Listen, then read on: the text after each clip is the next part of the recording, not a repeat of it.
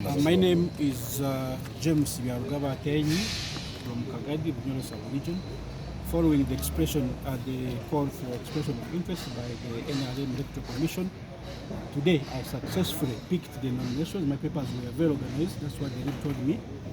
And I've taken the papers and I will return them tomorrow for nomination.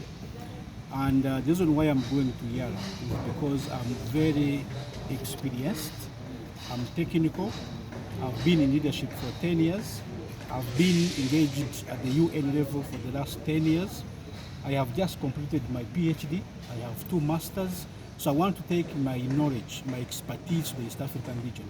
When we talk about the East African integration, I want to echo the words of the newly elected chairman, chairman of East African community. He said any delay to the East African integration is a betrayal to our people. And I would add, it's not just a betrayal to our people, it's a betrayal to our children and our grandchildren. Because more than ever, the integration must happen. Because the integration benefits the local wananchi of East Africa. When you go to Nairobi, for example, when you exit the airport, they ask you, what have you come to do? That is an irrelevant question. Because if we're talking about East African integration, Kenya should be home.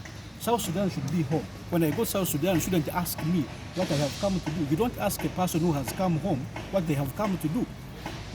We should have free movement of goods and services, including human resource, that our younger people can go and compete favorably in Kenya and get jobs. They can go to South Sudan and get jobs. Our traders from Kampala, from wherever in Uganda, should be able to load their lorries of merchandise cross to Kenya, Tanzania, without any hindrance.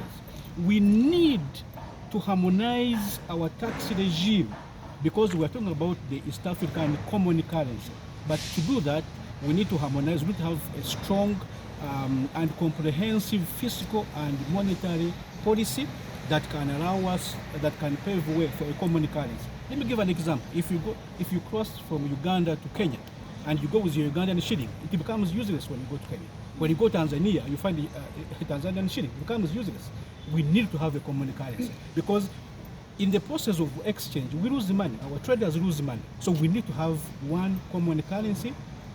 We need to have one common institution, what we probably should call East African Central Bank, that can regulate government expenditure, that can regulate government borrowing so that we can run away from public debt burden, that can, importantly, regulate inflation and also regulate prices across the region. The other important aspect is the political federation.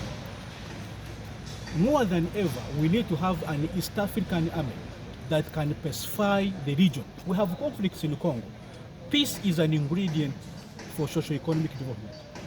To ensure peace, we need to have an East African force that can ensure peace within the region, but also protect the East African territories against terror attacks. So I'm not going to Arusha out of excitement. Because I'm exposed enough, I am going to work. I am going to represent the interests of Uganda. Uganda, just like Kenya, Tanzania, and Somalia, should have equal access rights to the ocean. You heard last time Museveni was talking about our ocean. We should have the same access because access to the ocean means reduced costs of importation and exportation. Kenyans shouldn't have more rights to the ocean than Ugandans. If we are talking about we are same family, then it means we are borderless. I should be able to have access to the ocean. So I am very passionate about the integration. I know what I'm going to do there, and I pledge my total allegiance and loyalty to the NRM party that once I'm there, I will do what I'm going to do, and that is represent my country and my party. Thank you.